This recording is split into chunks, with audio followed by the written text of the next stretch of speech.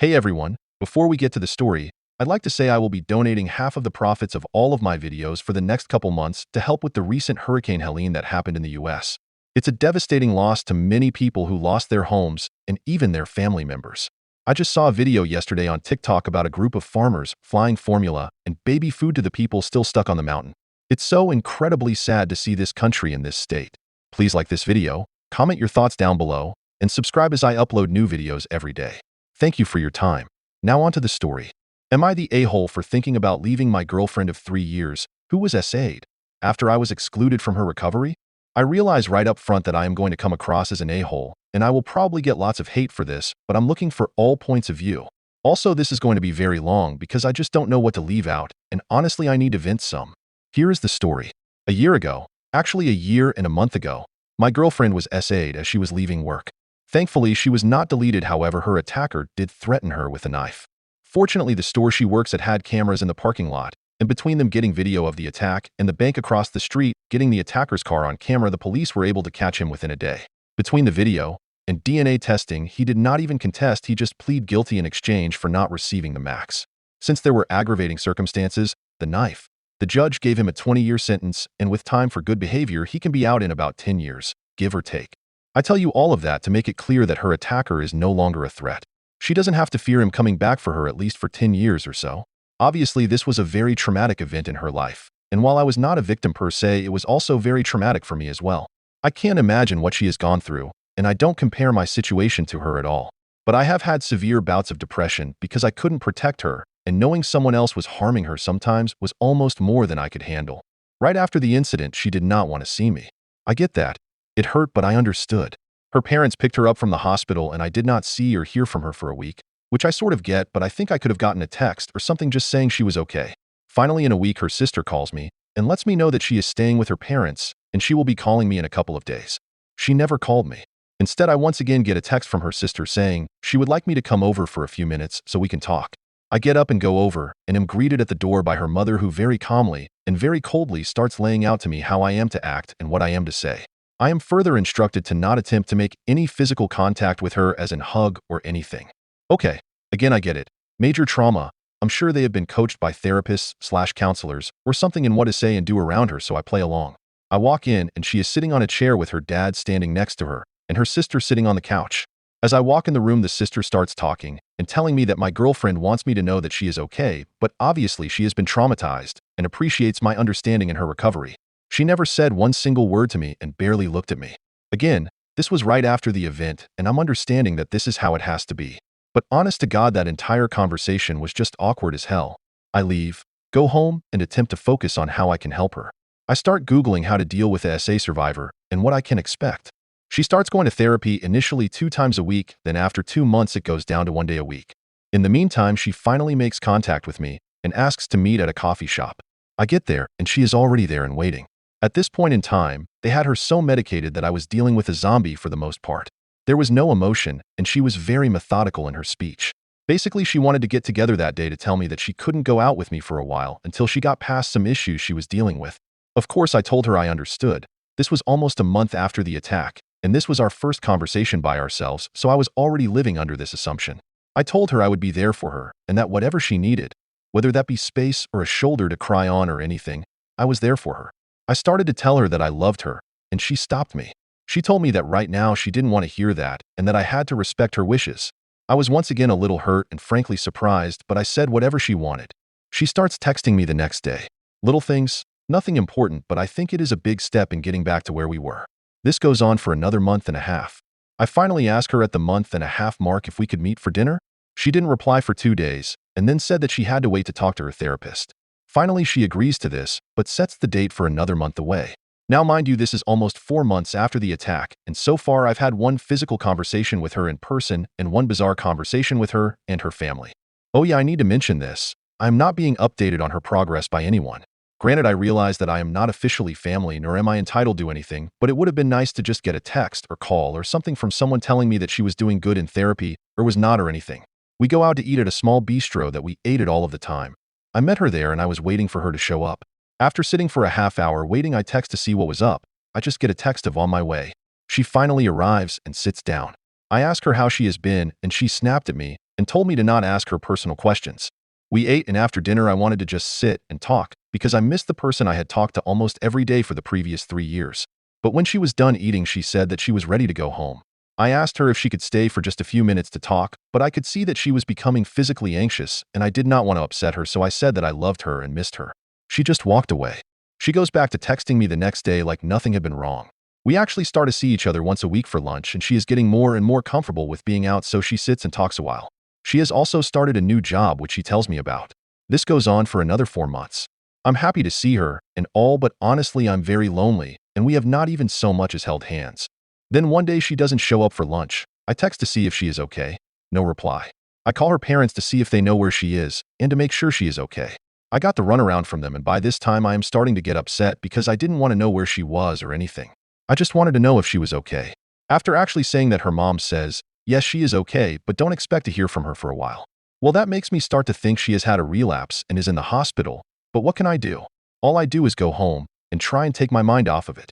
2 weeks pass with nothing from anybody. I'm trying my best to be reasonable here, but basically I call her sister and ask if she is still alive or what. She knew I was getting frustrated, so she apologizes, but that her sister told them to specifically not let me talk to her. At this point I break down. I don't know what I've done wrong here. I have not pushed her. I have not tried to get her to be with me in any way other than to just talk to me, and even then I have had very generic conversations so as to not upset her. I then got a text from her asking if I would meet with her at an address I wasn't familiar with, but once I looked it up I determined this was a therapist office. I was told to be there at 4, which meant I had to leave work early to get there. I check in at the front desk and am told that the therapist wants to speak to me alone for a few minutes. She comes in, and I now know where the parents were getting this from, because after formally greeting me, she then started to provide me with a list of do's and don'ts. She then told me that my girlfriend wanted to speak to me and had something to tell me. I go in, and she is sitting on one chair, and I am instructed to sit in the other. She has a box of tissues and has been crying. The therapist tells me that I am here because my girlfriend has something to tell me and that she wants the safety of the therapist office to feel safe. She then proceeds to tell me that the reason she did not meet me for lunch that day is because she was with another guy, somebody from her new job, and that they had been intimate with each other. She might as well have taken a gun out and shot me. It couldn't have hurt anymore. I just drop my head and begin to cry. The therapist then pipes in with some logic about her taking back her sexuality since she was attacked, and how this wasn't cheating in the same sense of cheating. My girlfriend then proceeds to tell me that she does not want to lose me, and that she is just very effed up in the head, and that it was a one-time thing and blah blah blah. I feel very trapped at that moment. I felt like I was ganged up on, and the more I set the matter I got. I finally just said to her, you haven't so much as held my hand in the past half year yet. You can go F some guy you met at work while I sit like a jackass waiting for my junior high-like date. This, of course, caused her to go into hysterics, and the therapist asked me to leave. I apologized and told her to text me if she wants to keep working this out. I got that text later that day. Now she is all chatty and telling me that this was the worst mistake of her life, and please talk to her. I tell her that I don't know if I can go on with this, but agree to meet her. I flat out tell her right up front when I see her that for me to even consider going forward with this, she has to cut this other guy off, period. She tells me that is impossible because they work together, and I tell her that I'm sorry, but I won't even consider it if she is going to see this guy every day. She decides to find another job, and after talking with my sister, who I have told everything to, she said that while it is not common, some women do attempt to have sex after being attacked so that they feel like they have power again. Now, why I am not the one who she did this with I have no idea, but I know I feel like I am being punished for something I didn't even do. She changes jobs, and we go back to our lunches, and I do this twice when I tell her that I am getting a little tired of just meeting for lunch and doing nothing else, so she agrees to come over to watch TV with me. That has been it up until tonight. Tonight she came over, and we watched 2 movies and ate pizza. During the second movie I tried to give her a kiss. Nothing more, just a effing kiss. She backs away as though I was a cross and she was a vampire and tells me she is not ready for that yet. Okay, not my finest moment here, I admit, but I tell her that it's been a effing year and a month and I have not tried one goddamn thing with her or forced her into anything, and yet she willingly effed some other guy months ago, but here I am still waiting to hold hands. She of course starts crying, but this time I'm not as fast to apologize. I do apologize for the tone of my voice and tell her that I would never try and force her to do anything against her will, but honestly I feel like I've been kept on the outside. I've been cheated on. I don't give two fish what they call it. She willingly had unprotected sex with someone else, and I feel like I have done everything to try and be a supportive boyfriend. I tell her that honestly I don't want her to text me until I decide what I am going to do. I don't want to be unfair to her, but by the same token a year is a long time, and we are really no closer to being back to normal than we were 6 months ago, and I have no idea how long this will go on. Now here is the part where if you didn't think I was an a-hole before, you will now. I am just tired of not having smecks. Look, I certainly understood not trying anything right afterwards and even months afterwards. But it's been over a year and we're not even holding hands, and frankly the fact that she has been with someone else since this incident is deleting me inside. So I told her that I am going to think things through and promise to talk with her next week sometime. But as it stands tonight, I think I'm done. I love her. I hate the mother effer who ruined both of our lives. I know this isn't her fault and I hate that I feel like shit no matter what I do. If I stay, I am going to be resentful, and even if she comes over tomorrow and has smecks with me, it will feel like either pity smecks or desperation smecks. But I know ending this will be punishing her for something that isn't her fault either. Advice? My God, this is way too long. TLDR, girlfriend was SA'd over a year ago. In the meantime, I have given her space and let her deal with things as she deems fit. We have not been together sexually since the attack. She, on the other hand, has been with another guy since. I think I'm done but looking for advice. Editor's note. Most commentators feel OOP is not wrong for wanting to leave and is definitely not an AH. They point out that he's been excluded unfairly and has been overly patient with GF, and that no one has recognized that OOP was a victim as well, and that GF cheated. There is also universal criticism for the therapist and the way she is handling GF's recovery. Then there were a few SA survivors who commented, most along the lines of saying that GF is handling this completely inappropriately. First update. First, let me say that when I wrote my first post, I was obviously in a very bad place. That night's incident was very fresh in my mind, and the pain I was feeling at that moment was more than I could handle. I typed that out, which was cathartic to me, then decided to crawl into a bottle of Jim Beam. I called in sick yesterday from work, which was not a lie as I had the hangover from hell, and spent time alternating vomiting and laying with an ice bag on my head. I finally opened up Reddit last night, and to say that I was overwhelmed would be a massive understatement. I could not believe the number of messages I had in my inbox. I lost count, to be honest with you, but it was way in excess of 1K. Thank you from the bottom of my heart. There were so many people who opened up to me about their own experience, either being the victim or being the so of a victim. Each of your stories touched me more than I could say. One in particular got to me, and I'm not going to lie. I sat at my keyboard and cried for 20 minutes reading his story. It was so eerily similar to mine that it was as if it was happening to me all over again. However, this was written from an older gentleman who went through virtually the same thing and had to make similar choices. Thank you, sir. I won't share any details since that was sent to me in confidence, but you truly touched me. That all being said, here I am today. Although universally I was told I was not an a-hole and not in the wrong, it still doesn't feel right. I feel like an absolute failure, and that if I would have just been more assertive early on in the process, that we could have changed things. I don't think I made it clear enough how much I loved and still love her. Letting this relationship go is like saying I have to lose an arm. I haven't eaten any solid food since Sunday night. I know I have to quit drinking. Yes, I called into work again today. But right now feeling numb is better than what I feel like I have to do.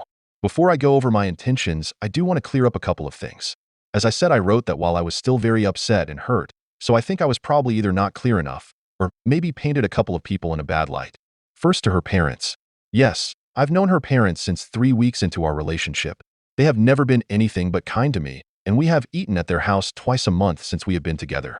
My family has always celebrated Christmas on Christmas Eve, so I have spent 3 of the past 4 Christmases at her house with them. I do not fault or blame them. Their child was brutalized and traumatized, so they circled the wagon around her, which, while I do not have any kids, I certainly understand that she was top priority to them. Her dad has been as hurt as anyone by this, and I have been heartbroken to see this giant of a man. He's honest to God 6 feet 6 inches tall, broken like this. Her sister has honestly been my lifeline. She has talked with me and has always tried to be as open as she can with me. Yes, they knew about the cheating, and that is why I got the runaround. No, they did not support her decision to do this. However, they did not want to be involved other than be there for her. Second, her therapist might be incompetent. I have no way to judge that. However, in rereading what I typed, I think I made it come out worse than it really was. She did not try to excuse what she did, nor did she try to justify it, like I implied. After a few seconds of awkward silence that was only interrupted by my crying, she said that some women do that. Also, I did read where some people thought it was the therapist who recommended she do this, and that couldn't be farther from the truth. My girlfriend told her in therapy what she had done, and she is the one who convinced my girlfriend to tell me. They both agreed to do it there, so she felt safe. I just wanted to clear those 2 things up because I did not do either of them any justice. My girlfriend was my best friend. I confided in her about everything. I have some work associates that I am friendly with, but I am hundreds of miles from where I grew up, and all of my friends are there, and either are married or very career-driven, so I don't have what you would call a real support network. My sister has been there for me to a point, but there is a real complication to that even. My girlfriend and my sister are best friends. In fact, it's how I met my girlfriend. So while my sister loves me and wants what's best for me, she is also very sympathetic to her friend and doesn't want me to do anything to hurt either of us. She does not support her in the cheating, but has tried to basically smooth that over. She does not know, though, that we, my girlfriend and myself, have not been together sexually since the SA. Honestly, that is none of her business, and I think she would be really disgusted with me if I let her think that this even had anything to do with it. My girlfriend has been blowing up my phone with texts since Sunday night. She is saying everything that I have wanted her to say since about a month after the SA. I've gotten more "I love yous" in the past day than I have in the past year. I've only responded twice to her, so she does know I'm reading them. That is making the next part very hard to do. I came to the decision last night / early this morning that for my own mental well-being I can't do this anymore. Believe me when I say that I know what a failure it is and how horrible it makes me feel. So here is my plan. I know it is chicken fish on my part, but I have typed a letter and I am going to send it to her therapist, along with a note to the therapist explaining what to do, for my girlfriend to read in her office. That way there is immediate support for her. I don't want her to be any more abandoned than what I am going to be doing. That is heartbreaking to type BTW. When she goes for her appointment Friday morning, I will then send emails to her parents and a text to her sister informing them of what is happening, so that way they can be there for her when she gets out. Here is word for word the letter I have written to her. The only thing that is different is that I am not using her or her therapist's real names here. Please read it and let me know if I am out of line or if I am too cruel or if this will trigger any type of mental trauma related to her essay. I have zero intention of inflicting any more pain than what is normal with a breakup. Dear Sarah, I know that this is not the best way of doing this, but honestly, if I had to look you in the eyes, I know I could not go through with this. I have loved you since the first month we have been together, and the first 3 years of our relationship were the best 3 years of my life. You were my everything, and I know that we had both talked about marriage a lot, and I know and believe with all of my heart that we were going to be married. Nothing would have made me any more happy or proud than to be called your husband. I don't know how to say this because every fiber of my being does not want to say this, but for my own mental health going forward, I have to let you go. Believe me when I say that decision did not come easily to me, nor can I say that it is not heartbreaking on my end. I have always and still love you, but I can't be with you anymore. You need to heal, and you need to be able to 100% focus on you while you are healing, and having to worry about me and my feelings is only getting in the way of your healing. I will always hate the jerk who did this to you. He has ruined so many lives that life in prison seems a lot more appropriate than what he got. But I don't get to make that call. I know holding on to hate is not healthy, but he has ruined my life as well as yours. I know you are going to hate me for this. I don't blame you at all. I know that you feel abandoned, but please understand I have done everything in my power to be there for you. I wanted to be more involved in your healing, but for whatever reason, I was somewhat excluded from being a significant part of your inner circle. This has left me feeling very lonely and alienated from you and your family. I wanted nothing but the best for you, and wanted to be there for you, and I hope I was whenever you would let me. I won't lie. You seeking comfort in the arms of another while still to this day denying me any affection has weighed very heavily on me. I did then, and I do now forgive you, but forgiving does not take away the soul-crushing pain that comes along with that. I understand to a point why you might have done it. I don't agree with it and I never will, but I maybe see why. However, that has nothing to do with the fact that we are 1 year and a month past your incident, and you still treat me as though I did something wrong or will do something wrong to you. When you withdrew the other night from my attempt at a kiss, I knew then that you were still in need of healing, and I have no idea how long that will be. But I can't put my life on hold indefinitely, which is where we are still. I know it is very selfish of me, but I need affection. I need both mental and physical intimacy. Our conversations have been both generic and bland for the past year, which believe me I can understand why. But we used to spend hours talking about our future and what we wanted. Now at best we talk about what movies we want to watch. What I am doing is in no way because of what happened to you. That event was horrible and was life-changing for you, and I never ever had a second thought about you because of it. This is all about your recovery and how you have to heal. For whatever reasons you may not even know yourself, you have completely distanced yourself from me. I've tried with all of my heart to get back to you, but it is painfully apparent that I am no closer to you now than I was right after the incident. Also, to be very clear, so you do not think this is about anything else. There is no one else. I am not seeing anyone. I don't have eyes for anyone, nor do I think anytime soon I will. I am not now, nor have I ever cheated on you. I hope with all of my heart for you to be fully healed soon. I want you to be happy. I hope someday you can look back on our time together with fondness and find it in your heart to forgive me. I will always love you. This breaks my heart more than you will ever know. Love, Chad. Thank you again to everybody. I know I type a boatload, but it just feels good to get this out. I have to give it to her therapist by tomorrow. Now the question is, do I have the fortitude to send it? TLDR. I have written her a letter and need advice. Second update. I have learned several things recently. First thing is that I had no idea how many English teachers, lit majors, and overall editors were actually Redditors. LOL, I had so many posts just correcting my obvious and admitted horrible spelling and grammar that I began to have a complex. In all seriousness, thank you to those of you who took the time to edit that for format, grammar, and spelling. I even appreciate those of you who took the time to provide me with written documentation and reasons as to why my errors were errors. Second thing I've learned is that this is really a loving and caring community for the most part. I have been given numbers to call, emails to read, and lists of things to read to help me on my journey. I deeply appreciate the very moving stories I have been told, and believe it or not, I have read every one of them, even though at last count I had close to 2,500 messages. People have offered to buy me drinks, hang out, and I even got one offer for a handjob to relieve my stress, which was both flattering and amusing all at the same time. However, the main thing that I have learned recently is to never sign your real name to an open public letter if you don't want it to somehow get back to the people in your life. It makes it a little hard to deny it was you when every single detail is the same and you use your own dumbass name.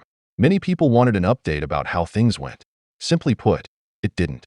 In review, I had written the letter, and then with the help of several Redditors had rewritten the letter with better format, and I did edit out the part that the grapist ruined her because I agreed that this was not an appropriate thing to say. In fact, I almost edited him out altogether other than saying I wish he had gotten a longer sentence. However, I did leave in the part about being her husband. I know a lot of people wanted me to take that out, but I just felt deeply that I had to say that. I can't really explain why. Of course, my intention originally was to mail it to her therapist's office with instructions for what to say, but I knew there was zero chance that she would get it in time, so I was going to take it to her and see if I could speak with her. Notice how that was all in the past tense, as in what I was going to do? Well, I never got the chance. Wednesday night, late night in fact, I have a knock on my door. Lo and behold, it is her sister and my sister together. Her sister was holding papers in her hands, and my sister walked in, and her sister walked in with her. Obviously something is up, so I ask what's wrong, and her sister hands me a print out of my posts and the replies to my previous 2 threads, and she simply asks, "Is this you?" At first I tried to deny it. I couldn't really remember everything I had written, in particular the first post, so I was kind of trying to avoid any problems if I said something I shouldn't have. But my sister just straight up got in my face and told me to stop ducking lying, which by then I was caught. I knew and she knew it. I just dropped my head. This then led to a very long conversation that lasted till the wee hours of the morning. At first her sister was very emotional, because of course she loves her sister, and was crying asking me how I could want to do this to her. Much to my surprise though, my sister stood up for me here, and actually kind of ripped her sister a new hole. She said that I had gone way beyond what most people had, and that Sarah should not 1 year later still be withholding affection from me. She had no idea that we still weren't physically as close as we once were. Like I said, I never told her. Once my sister got done talking, I'm going to call her sister Susan just so I can stop typing her sister. Susan said that in reality she knew that she was right. She begged me to not go through with my letter. She said that I had promised to give Sarah a week, which I had. She then gave a very impassioned speech about how much she can tell I still love her and how much she knows she still loves me. My sister also agreed that there was too much love present in my heart to just do this right away. She said, and it made sense at the time, "What is another week compared to what you have been through?" So long story short, I agreed to not take the letter over. Whether it was guilt, regret, or love, I can't say, but I agreed to it. This then led to the single most embarrassing thing in my life happening. Susan gave me a very big hug and cried as they were leaving. It's been a very long time since I've had any type of close contact, and let's just say it's not a lot of fun being called a disgusting pig by your sister. All I could do was say how very sorry and how embarrassed I was. Fortunately, Susan seemed to take it in stride. She just wanted to make sure that I would talk with Sarah the next day.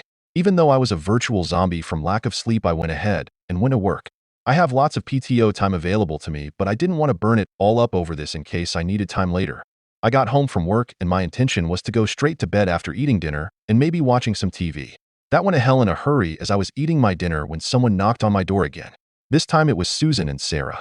This time Sarah is holding the printout. You can tell they both had been crying, and Susan asked if they could come in.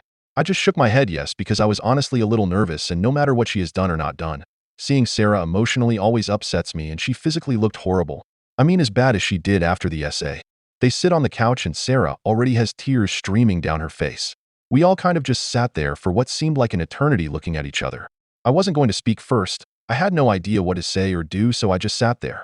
Eventually I broke though and asked Sarah if she wanted some water or something to drink. She actually said yes, so I got up and went to the kitchen to get her a glass of ice water, and when I turned around she was standing right behind me. All she said to me was, "Are you really going to leave me?" I couldn't answer. I just looked into her eyes and felt broken and ashamed. We went and sat down, but this time she sat next to me. She started to read my first post to me, but could not make it through it. Susan jumps in at this point and says they had spent the day talking and they had gone over the post and most of the replies and said that Sarah was very sorry for how she treated me. She said that they have spoken to their parents and everybody agrees that the way I was treated was not fair. Seeing it in writing really struck a nerve with all of them because they could see how hurt I was and that even though I could have blamed all of them that I didn't.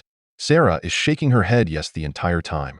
Sarah then managed to talk and just laid out how she obviously did not give me enough consideration and that she now sees that what she did was horrible to me when I have been nothing but compassionate and loving towards her. She begged me for another chance. She said that sometimes in life you need a kick in the butt to get moving, and she said me wanting to break up with her was her wake-up call. She can't and won't take me for granted, and said she had a year's worth of apologizing to do to me. Susan actually very calmly said that they had spoken at length in the afternoon about her infidelity and then not even touching me. Sarah then replied that she had no real excuses. She knows that what she did was horrible and that she had no right to ask me for forgiveness but was going to anyway. She also said that she is making it the top priority of her life that she talk with her therapist to get past any physical limitations she has with me. This went on for a long time, by the way. I could give you a lot more of what was said, but this is already a wall of text as it is. The one thing though that I want to say is that while she was talking to me, she was holding my hand. She reached out and took it. Now I realize that she read my posts and I made a big deal about that in my posts, but whether she did it because she read it or just did it on her own, she used to do that all the time. I won't deny that it felt really good. They ended up staying the night. No, before you get any crazy corn movie ideas, nothing happened between any of us. Susan slept on the futon and Sarah on the couch, and I actually went to my bed. I called in early Thursday morning to work before I went to bed as I knew that I would not be able to function on so little sleep. I get awoken around 10 by Sarah sitting next to me in the bed, rubbing her hands on my arm to wake me up. She said that they were getting ready to leave because she had moved up her therapy session to 11 and she didn't want to leave without her telling me how much she loved me and to let me know she was coming right back after the session. She leaned over and kissed me. It wasn't a long, passionate kiss, in fact, it was just kind of a quick kiss, but right on the lips.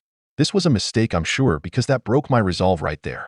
Up until that point, I was still holding on to the thought that this was all just words, and that it took me threatening to leave her to get her to even pay attention to me. One message I got from an SA survivor kept going over in my head that if she was able to come around because of the threat of me leaving, then this was not all due to her emotional trauma, because if it was due to that, then no threat of me leaving was going to change this.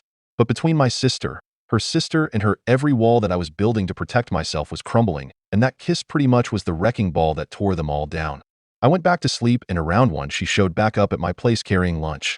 Susan was not in tow, so it was just going to be the two of us. We ended up spending the afternoon together. We ended up spending the weekend together. Yes, you can infer from that what occurred between us. I'll just say that I was probably more scared about it than she was. I was worried about triggering anything or saying or doing anything that would upset her. She, on the other hand, was very loving and emotional about it. She cried afterwards for a good long while, which caused me to freak, but she said it was a combination of joy and regret, that she had forgotten how love felt, and it just kind of overwhelmed her. We laid there for hours. She had the recommendation from her therapist for a couples counselor who we are going to start seeing next week. I know this isn't what a lot of people wanted to read, and all I can say is that I'm sorry to disappoint you. And yes, I am prepared for the plethora of name-calling from some people, but at the end of the day, I have to worry about myself and my happiness here. For the first time in over a year, I have been happy for 4 days. I know that this isn't the end, that we are still going to have hurdles to overcome. I honestly believe that this was a wake-up call for her. If not, then why go through all of the emotional drama and turmoil? Wouldn't she just let it go? Bottom line is I love her. I have always loved her, and all I wanted was for her to show me she loved me as well. This past weekend was a really bonding experience for me, and for her as well. I think we can build something new together. Thank you, Reddit. I felt the love from you guys as well. I am ultimately a very lucky man. TLDR, got caught with my Reddit postings. My sister and her sister convinced me to not go through with the letter. Her sister and her came over, and she said things that she needed to say, and let me say what I needed to say. We spent 3 straight days together, and it was heaven. We are going to couples counseling. I'm happy with the end result. Relevant comments. The comments on this post are worth reading, but too numerous for me to include in this already long post. Most commentators feel that OOP is still being manipulated by GF and her family, and that this will not end well. Final update, editor's note. This post was removed, and I could not recover it. However, a commentator provided a TL/DR. Well, this has been a roller coaster to say the least. Hoping for the best, OP. Edit. Since the post was removed, here's a TLDR from what I read. Miscommunication happened. Things snowballed. OP and OP's GF still want to be together. OP is going on vacation for a week. Edit 2. To go into more detail from what I remember, when the GF was checked into the hospital, the nurse/counselor told the GF's family to be protective of her and who she interacts with. That is what prompted the GF's family to talk to OP about being super casual and not affectionate with GF, as well as the lack of communication between OP and GF. GF took this the wrong way and was wondering why he was so detached, removed, and not showing affection.